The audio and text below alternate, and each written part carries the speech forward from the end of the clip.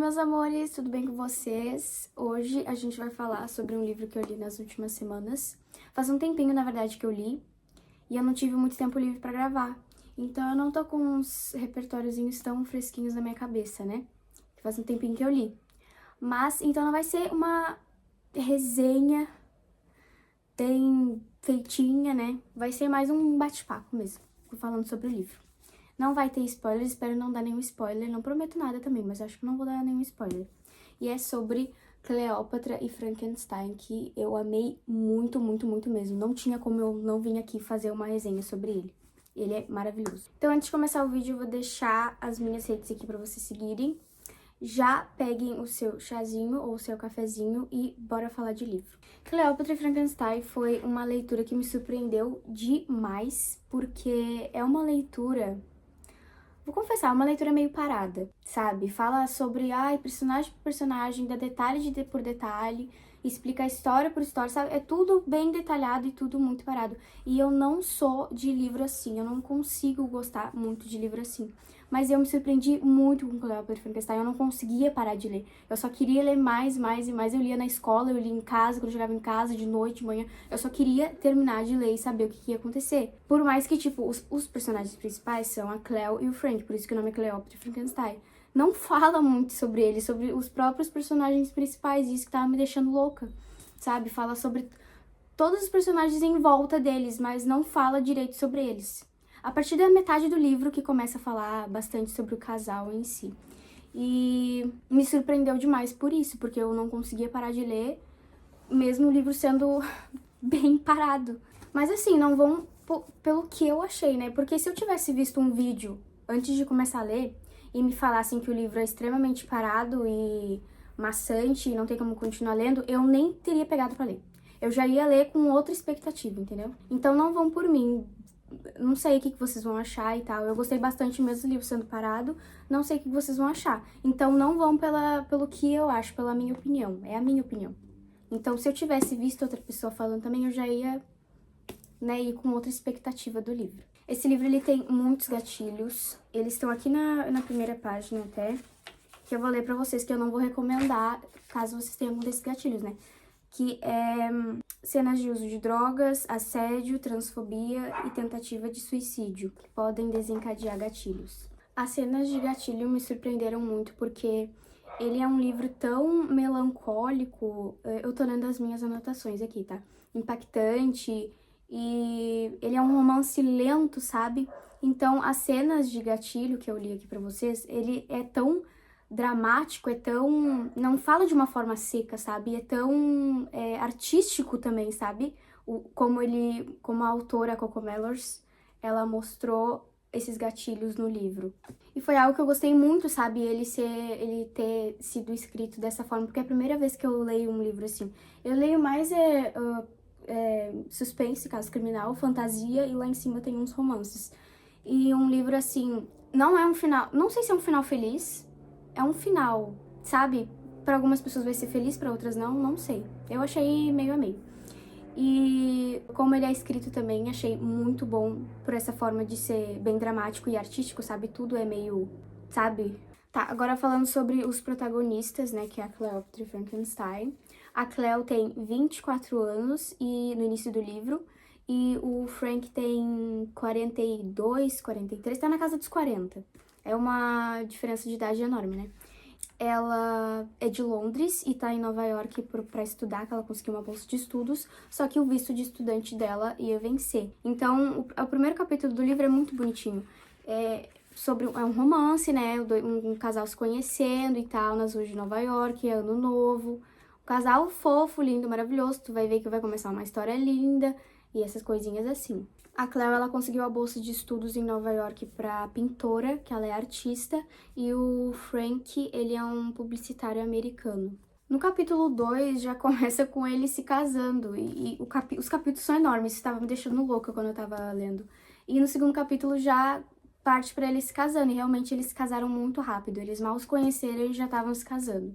O fato sobre os dois terem se casado tão rápido é meio dividido entre, ela só quis se casar por causa do visto, que ela ia perder, né, de estudante, e que eles realmente se amavam e queriam se casar rápido, assim, logo. Eu acho que é meio entre os dois, assim, reuniu o útil com o agradável, né? O visto que ela ia perder e o agradável que os dois estavam se conhecendo, já gostaram um do outro e já se casaram mesmo.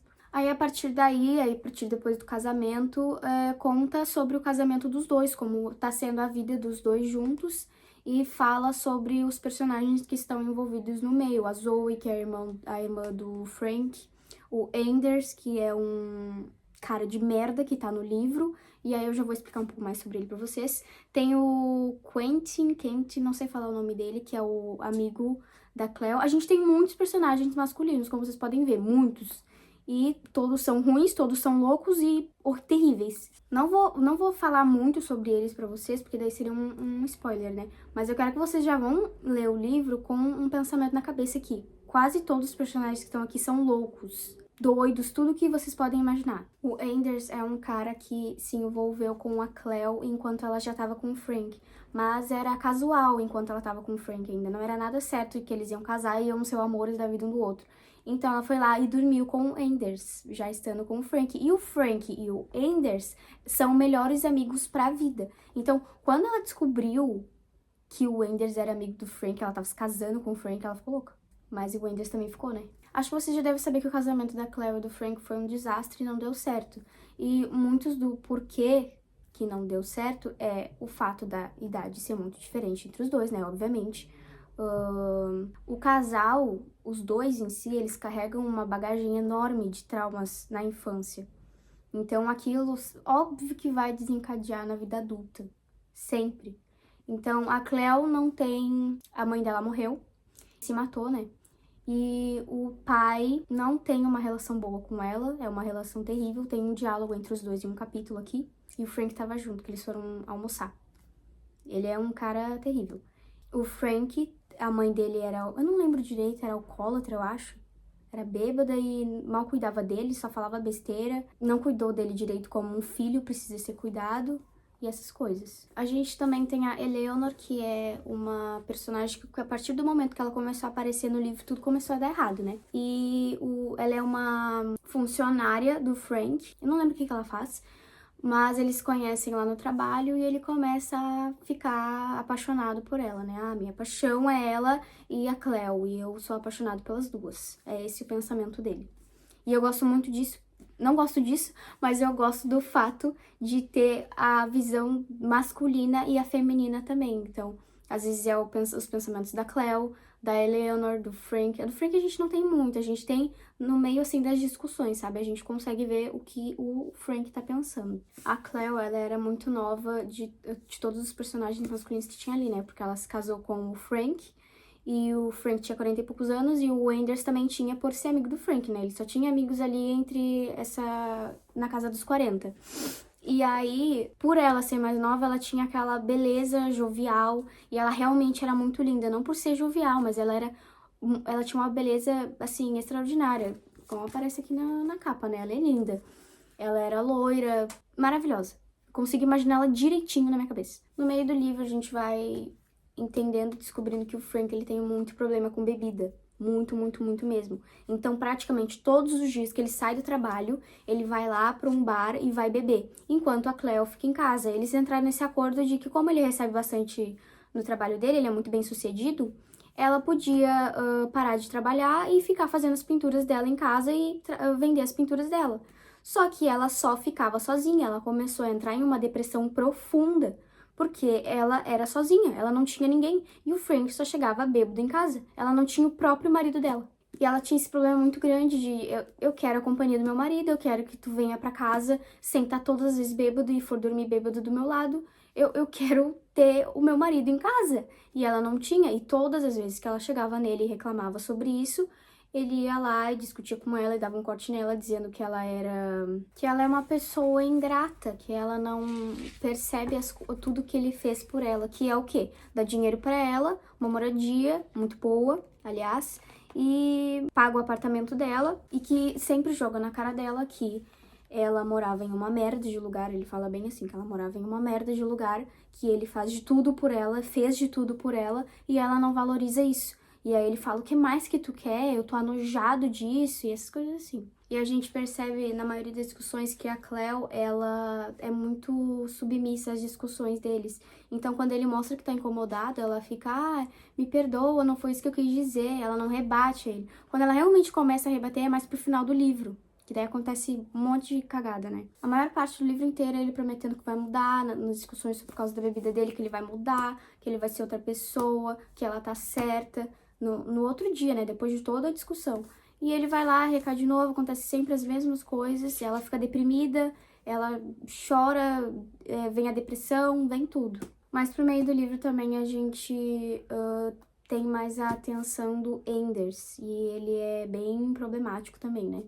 E aí a gente achava, não sei se foi só eu que tive essa visão, mas mais pro início do livro, eu achava ele um lixo, completo lixo. E aí, depois que eu fui ler a parte dele, que ele fala sobre nos capítulos, eu fiquei, tá, ele é mais ou menos, né? Um pouquinho melhor que o Frank. Mas assim, eu acho que não dá pra defender nenhum dos personagens masculinos, porque foi que nem a Cleo, uma hora que ela tava muito mal, não vou dizer o porquê que é spoiler, ela tava muito mal, ela falou que todos eles só desejam ela, nenhum se preocupa com ela, nenhum quer saber como ela tá. Todos só desejam ela, entendeu? Todos os personagens masculinos. Até o amigo dela, o amigo gay dela. O livro, pra mim, ele teve muitos pensamentos reais, muito vida real. Não são problemas tão comuns assim, mas eu achei problemas reais da vida, sabe? De algumas pessoas. Só que de uma forma artística e dramática. E isso se tornou o livro muito diferente, muito legal. Eu gostei muito da leitura do livro, sabe? Entender melhor muitas coisas da vida. Mas falando um pouco mais das discussões da Cleo e do Frank, que a gente teve muitas no livro, a gente percebe que o Frank, em quase todas as discussões, ele vai lá e tenta se defender em todas elas. Ele nunca ouve a Cleo por entender, ele ouve pra rebater ela. Então, em todas as discussões ele vai lá e pode falar, ai, me desculpa, é que eu passei por isso, isso, aquilo. Ele sempre coloca o que ele passou na infância no lugar de tudo, entendeu? Se eu passei por isso e isso na infância, então é por isso que eu sou desse jeito. Ele é assim em todas as discussões. Tanto é que mais pro final do livro, teve uma discussão entre eles e ele vai lá e pede desculpa, só que ela mostra pra ele que não adianta ele ficar pedindo desculpa só por autopiedade, que tem que pedir desculpa por entender o erro dele, o que ele fez. E ele, em todas as discussões, é assim, ele sempre se coloca em primeiro lugar, os problemas dele são maiores que o dela. Então ela vai lá e fala, eu tenho esse problema. E aí ele fala, tá aí o meu problema e o que eu passei. E aí é sempre assim, todas as discussões. E ela vai lá e fica submissa a isso, entendeu? Dele mostrando que os problemas dela são maiores. Os problemas dele são maiores. Eu não tenho muito mais o que falar sobre o livro sem dar spoilers. Eu tô aprendendo ainda esse negócio de fazer resenha sem um spoiler, que eu tô ficando louca. Não tem como eu não falar alguma coisa. Eu devo ter falado alguma coisa sem querer de spoiler. Mas é isso, ele é um romance... Eu não leria ele como um romance, mas ele é meio dramático, meio lento. É um romance dramático e lento. Não é um romance com finais felizes. Tô conhecendo o amor da minha vida, a gente vai se casar. Não é assim. É um romance, mas não é aquele romance romântico, sabe? Então é isso, gente. Eu recomendo muito esse livro pra vocês. Para as pessoas que têm esses gatilhos que eu falei no início, eu não recomendo. Mas eu acho que essa autora, ela merece mais reconhecimento, a Coco Mellors. A escrita dela é muito, muito boa mesmo. Então foi isso, gente. Eu espero que vocês tenham gostado dessa resenha / bate-papo, / acho que bastante spoiler. Acho que eu não dei spoiler, não. Mas se vocês gostaram, se inscrevam no canal, curtam bastante e me digam qual livro que vocês querem que eu faça resenha. Beijo!